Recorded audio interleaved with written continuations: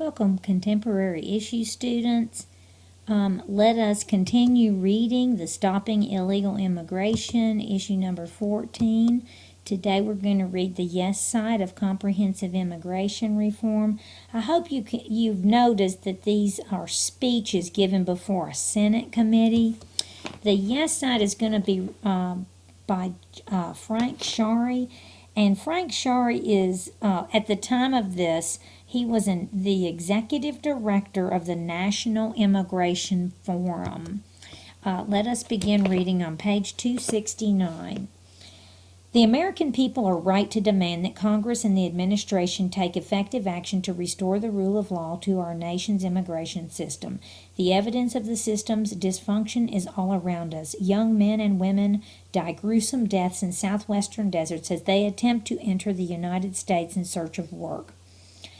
Fake document merchants and criminal smugglers turn huge profits in networks that one day might be exploited not by those seeking work in our economy, but by those seeking to attack our nation. Local community tensions simmer and sometimes explode as housing gets stretched, schools experience change, and language differences emerge. Immigrant families remain divided for years, even decades, by restrictive admission policies and inefficient processing. Immigrant workers, afraid of being discovered and deported, are subject to abuse and exploitation by unscrupulous employers seeking to gain an unfair advantage over law-abiding competitors. Meanwhile, public frustration mounts as the federal government seems incapable of mobilizing the political leadership and enacting the policy changes to fix the system once and for all. Mr. Chairman, I urge you and the committee to lead the way and take effective action in this Congress. The country is crying out for leadership on this issue and a solution to this problem. Immigration policy is fundamentally and constitutionally a matter for the federal government.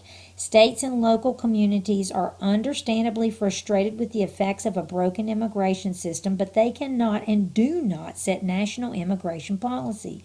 It is up to Congress and the administration to rise to the occasion. Fixing the broken immigration system requires sizing up its complexity and its dimensions. The numbers tell part of the story. Some 11 million undocumented immigrants now live and work in the United States. That means that almost 1/3 of all immigrants in America lives here without government authorization. 14 million people, including some 5 million kids, live in households headed up by an undocumented immigrant. 1 out of 20 workers in the nation's labor force is living and working here illegally. 2/3 of them have arrived in the last decade.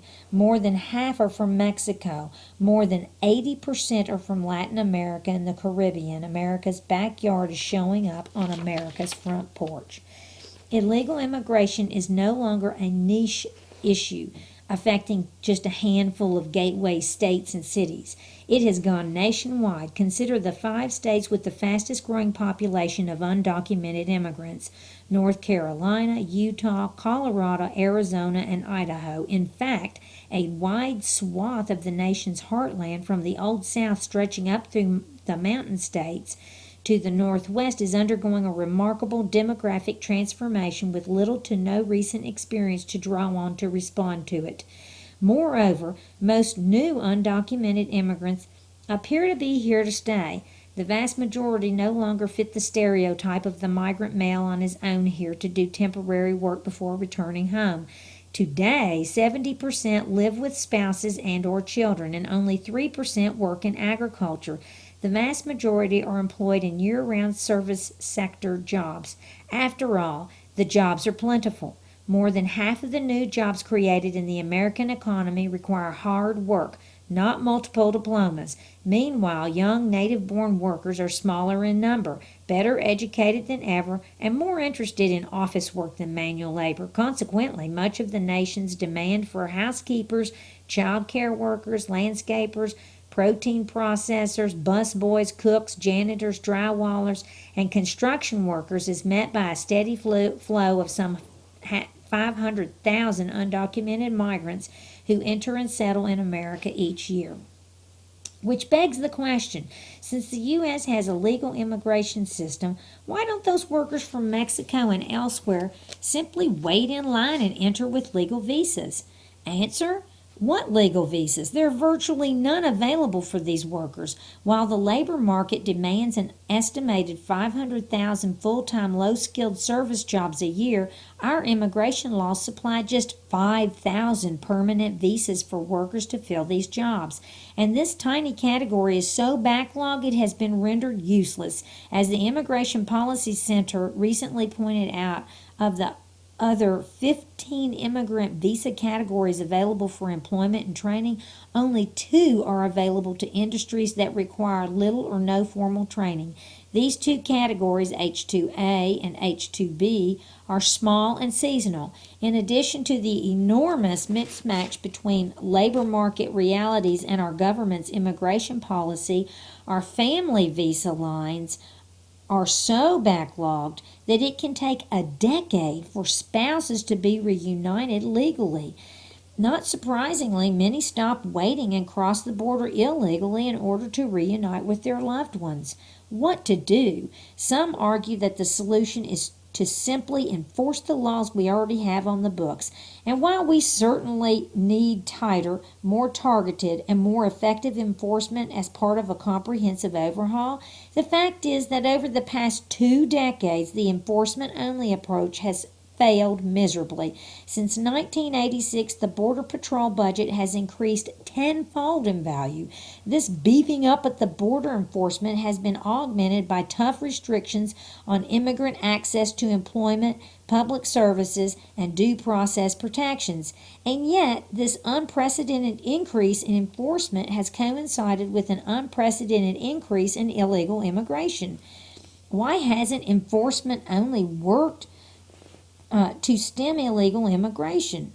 Because our current approach to immigration and border security policy fails to recognize that the United States has an increasingly integrated labor market with Latin America. In much the same way that we used to see workers from rural areas in the South migrate to the urban North to fill manufacturing jobs, we now see workers from rural areas south of the border migrating to all areas of the U.S. to fill service jobs. Our failure to account for this fact of life leads to a failure of policy. Instead of building a workable regulatory regime to govern what is essentially a market-driven labor migration, we keep legal channels severely restricted and then wonder why workers and their families have nowhere to go but into the clutches of a migration black market dominated by smugglers, fake document merchants, and unscrupulous employers.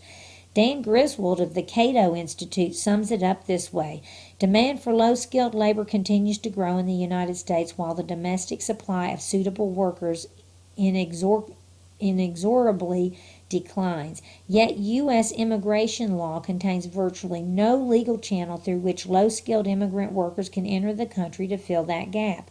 The result is an illegal flow of workers characterized by more permanent and less circular migration, smuggling, document fraud, deaths at the border, artificially depressed wages, and threats to civil liberty. He adds, American immigration laws are colliding with reality, and reality is winning. Griswold is right. We will not be able to restore respect to the rule of law in our immigration system until we restore respect for the law of supply and demand. Instead of enforcement only or enforcement first, we need an enforcement plus approach. I recall the first time I came face to face with the reality of an integrated labor market and the futility of our enforcement only strategy. In the late 1990s, I accompanied a delegation that visited Tixla, a sending community located in Mexico. Most of its sons and daughters had left and migrated illegally to Chicago to fill available service jobs in construction, landscaping, hospitality, and childcare. Those left behind consisted mostly of women, children, and the elderly. The workers used to come back and forth, at least for visits, but this has mostly stopped due to the press of their multiple jobs up north and the risks associated with recrossing the border illegally. The townspeople were proud to show us the new school and the basketball court, which had recently been built with pooled remittances. And there, right in the middle of the basketball court, was a huge replica of the logo for the Chicago Bulls. That's when it hit me. Tixla, a dusty rural town south of Mexico City, is a bedroom community for Chicago. We may not think of it that way, but it is a 21st century fact. The town produces the workers needed to fill newly created service sector jobs in the Chicago area. There is plenty of work available just up the road, and these workers are willing to risk their lives to make the commute. Needed a new perspective and a comprehensive strategy. Like so many other public policy debates, the highly charged immigration debate is often polarized and paralyzed by an either-or framework. The tit for tat goes something like this. You are either for immigration or for control. You are either for higher levels or lower levels. You are either for closed borders or open borders. You are either for lax policies or tough policies. This narrow and lopsided framework is a trap that obscures realistic solutions.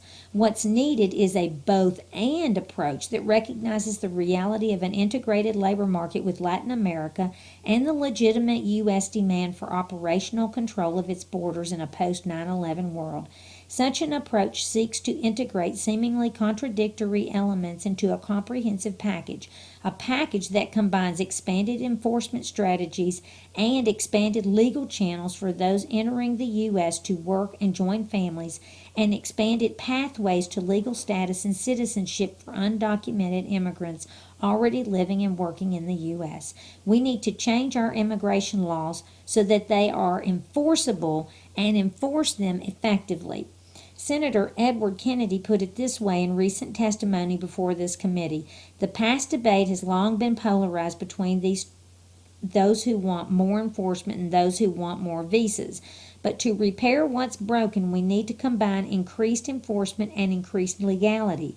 Better border control and better treatment of immigrants are not inconsistent. They are two sides of the same coin. This new perspective was first promoted and popularized by Presidents Bush and Fox in their 2001 migration negotiations. The two presidents imagined a system based on improved border security and widened legal channels. The idea was and is to recognize, regularize, and regulate the status of workers who are either coming from south of the border to jobs in the U.S. or already here working and contributing to our economy. The goal? Make the healthy, positive, and predictable movement of workers to available jobs safe, legal, and orderly. The president deserves considerable credit for getting this big idea and sticking with it. In January 2004, he announced principles for immigration reform that, although somewhat vague and incomplete, captured this new perspective. And this vision of immigration reform has spawned two significant immigration reform proposals in the Senate. One is authorized by Senators McCain and Kennedy. The other is authorized by Senators Cornyn and Kyle. Both proposals are serious and go beyond an enforcement-only approach. However, in our view, only the McCain-Kennedy bill is both fully comprehensive and workable. That is why the organization I direct has joined with constituencies from across the political spectrum and across the country to endorse the Secure American and Orderly Immigration Act of 2005. Secure America, a cure for what ails us.